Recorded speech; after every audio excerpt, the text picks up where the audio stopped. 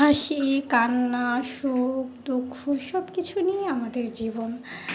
একটা মানুষ কিন্তু প্রপারলি সব কিছুই একটা জীবনে পাবে না। জীবনে যদি সুখ থাকে অবশ্যই কিছু না কিছু দুঃখ তার জীবনে থাকবে। যদি দুঃখটাই যদি না থাকতো তাহলে সুখের কদরটা আমরা কখনোই বুঝতে পারতাম না। অনেকে ভাবে যে জীবনে তো সব কিছু পরিপূর্ণভাবেই পেতে হবে। আসলে এটা ভুল ধারণা। জীবনে কখনো আপনি ৫টা দিক থেকে পরিপূর্ণ কখনোই পাবেন না। আপনার কিছু না কিছু সমস্যা, কিছু না কিছু ত্রুটিপূর্ণ থাকবে। একটা মানুষ যেমন আল্লাহ তাআলা ৫-এ পরিপূর্ণভাবে তৈরি করে দেন না, তেমনি জীবনটাও এরকমই। প্রতিটা মুহূর্ত ব্যর্থ হয়ে গেলে হতাশ হওয়া যাবে না। ওই ব্যর্থটাকে পার করেই জীবনটাকে এগিয়ে নিতে হবে।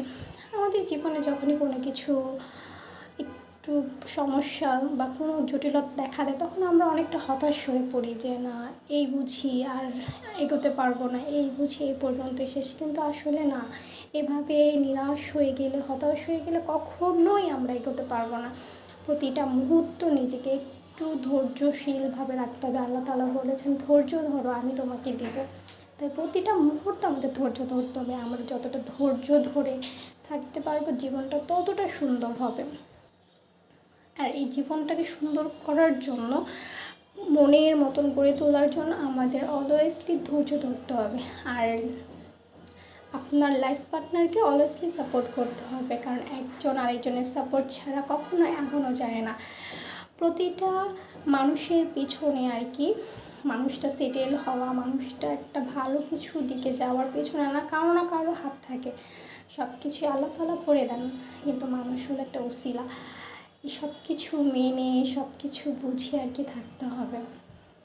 দেখতে দেখতে আমাদের এই তো বিয়ের 7টি বছর পার করে ফেললাম। প্রত্যেকটা মুহূর্তে এই মানুষটা আমাকে সাপোর্ট করে গিয়েছেন। যেরকমই আছে, যেরকমই হোক না কেন, আলহামদুলিল্লাহ সে অনেকটা ভালো রাখার ট্রাই করেছেন। এটাই আল্লাহ তাআলার কাছে অনেক অনেক শুকরিয়া। সে মানুষটার সাপোর্ট, ভালোবাসা সব কিছু উপলব্ধি করতে পেরেছি, এটাই অনেক। বেবিটাকে অনেক টেক কেয়ার করে, আমাকেও করে, আলহামদুলিল্লাহ। আল্লাহ তাআলার দরবারে অনেক অনেক শুকরিয়া। তো এমনটা জীবন আল্লাহ তাআলা সবাইকে দান করুক, সবাই ভালো থাকুক।